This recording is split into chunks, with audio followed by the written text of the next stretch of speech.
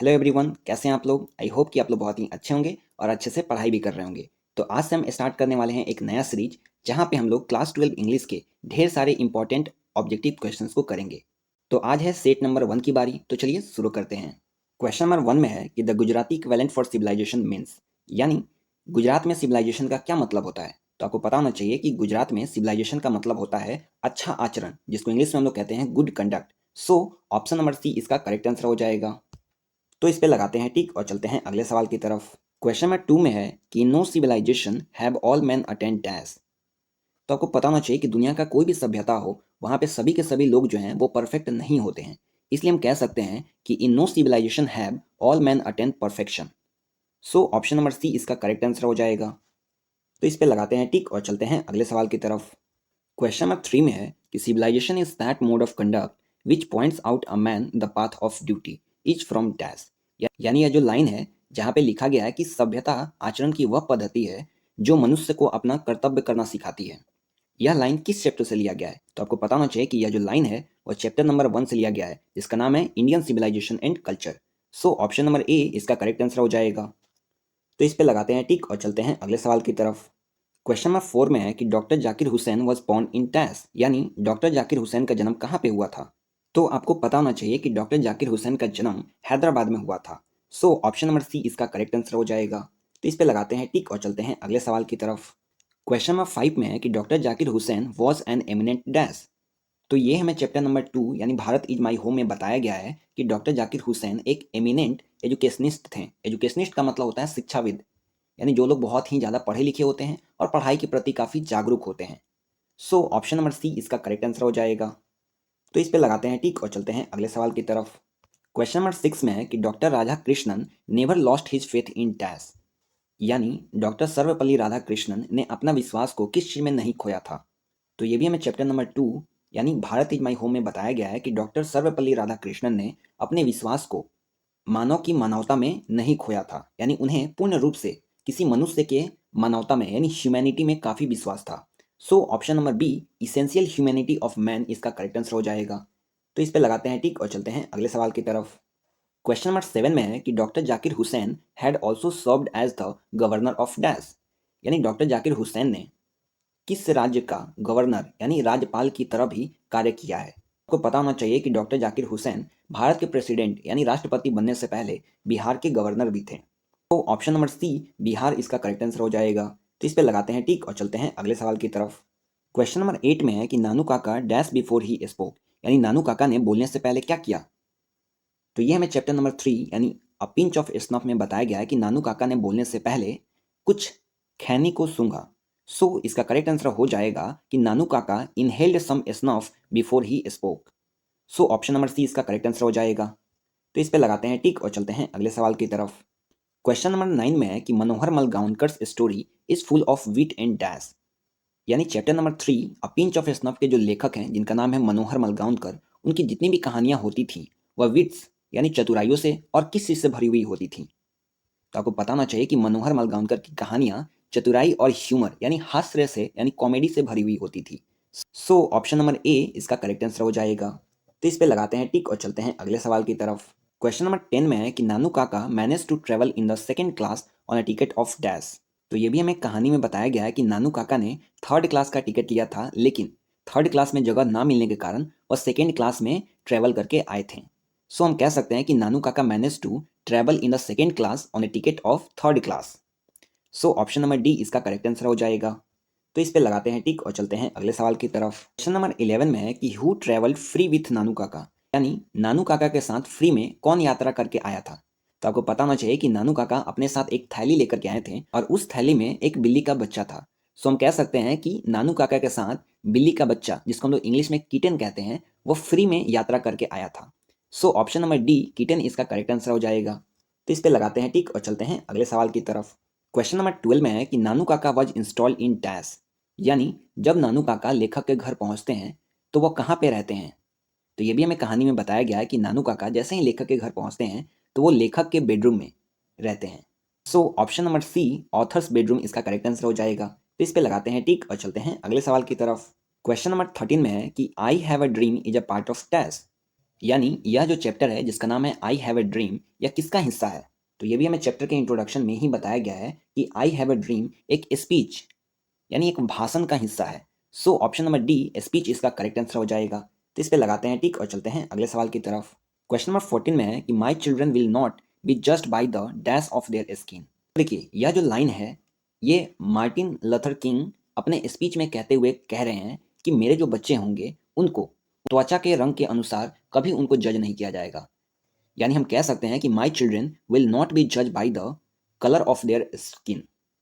और वो ऐसा इसलिए कहते हैं क्योंकि अमेरिका में उस समय कलर के हिसाब से यानी चमड़े के रंग के हिसाब से काफ़ी भेदभाव किया जाता था।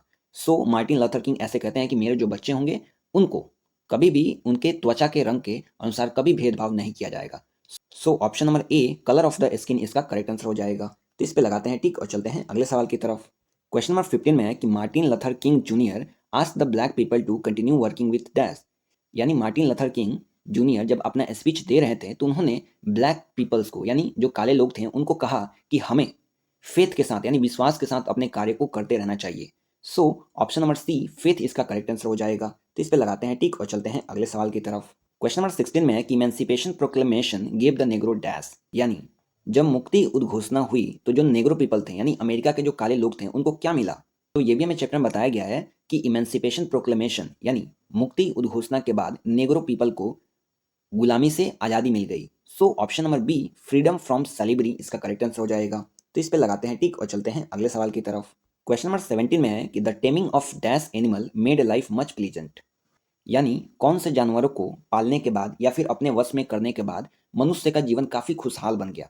तो ये भी हमें चैप्टर नंबर 5 में बताया गया है कि पहले के लोग जब पालतू जानवर को यानी घरेलू जानवर को अपने वश में करने लगे तो उनका जीवन जो है वो काफ़ी खुशहाल बन गया। सो option number D domestic animal इसका करेक्ट आंसर हो जाएगा। तो इस पे लगाते हैं टिक और चलते हैं अगले सवाल की तरफ। क्वेश्चन नंबर 18 में है कि the two kind of ideas which contributed most to the mankind were knowledge and technique and dash. यानी दो प्रकार के विचार जो कि मानव जाति का सबसे ज़्यादा मदद किया है वो थे, पहला नॉलेज एंड टेक्निक जिसको हम लोग हिंदी में कहते हैं ज्ञान और तकनीकी, और दूसरा क्या था?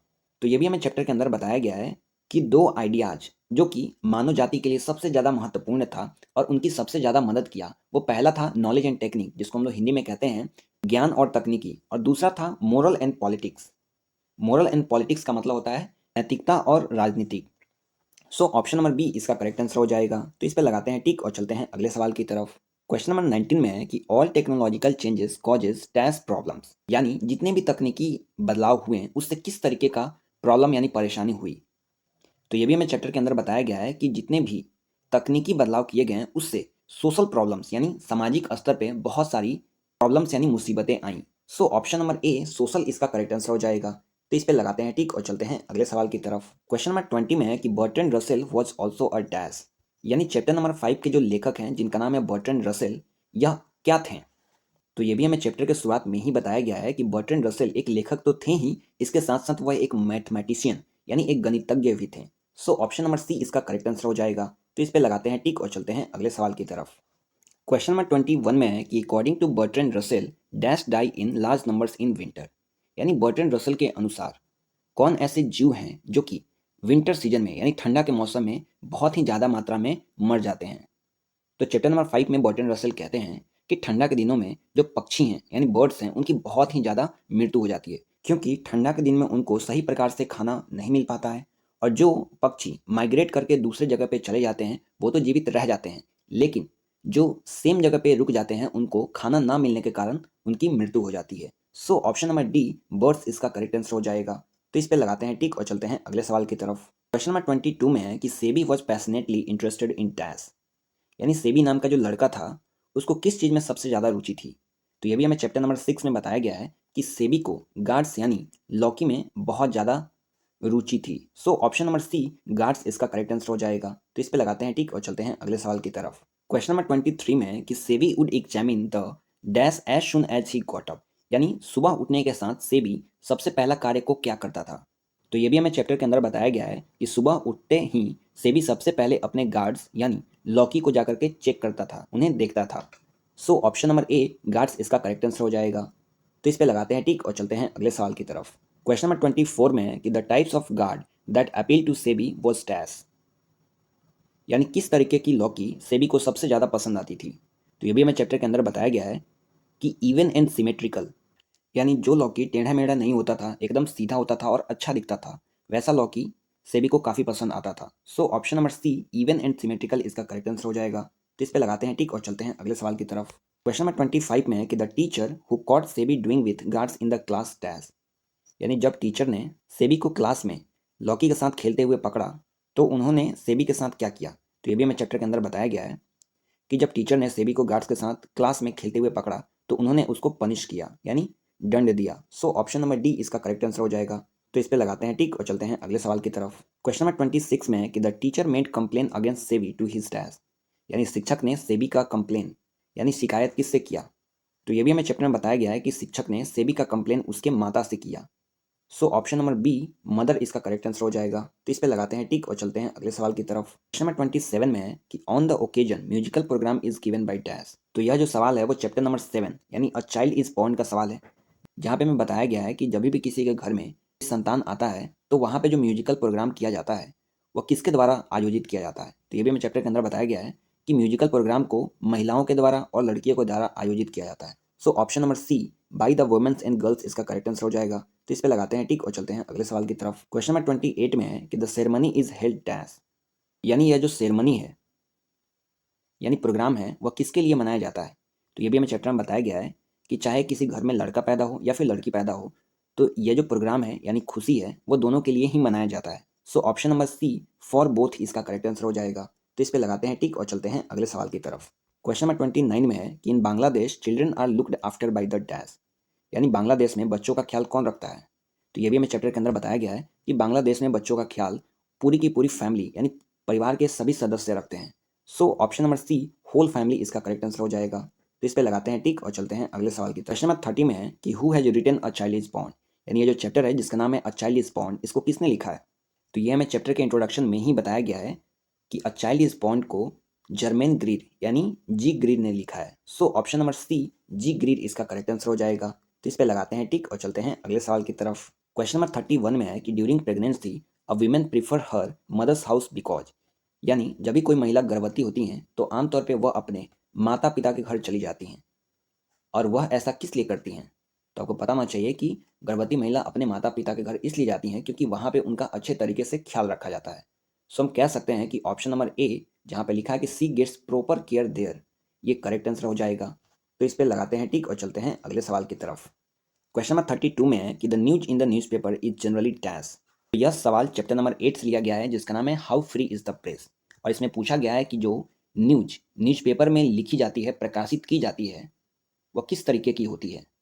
तो इसका करेक्ट आंसर हो जाएगा कि जो न्यूज़पेपर में लिखी जाती है वह असल मुद्दा से थोड़ी सी बदल के आती है, यानी हम कह सकते हैं कि मुद्दा कुछ और होता है लेकिन मुद्दा को थोड़ा सा बदल करके यानी थोड़ा उसमें मसाला लगा करके उसको न्यूज़पेपर में दिखाया जाता है।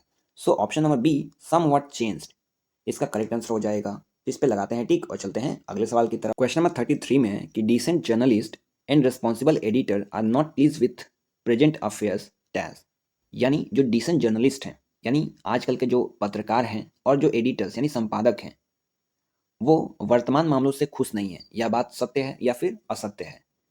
तो ये भी हमें इस चैप्टर में बताया गया है कि यह बात बिल्कुल सत्य है। सो ऑप्शन नंबर ए ट्रू इसका करेक्ट आंसर हो जाएगा। इस पे लगाते हैं टिक और चलते हैं अगले सवाल की तरफ। क्वेश्चन नंबर 34 में है कि the press enjoys the dash. तो ये भी हमें चैप्टर के अंदर बताया गया है कि जो कि the press enjoy the helplessness of the public.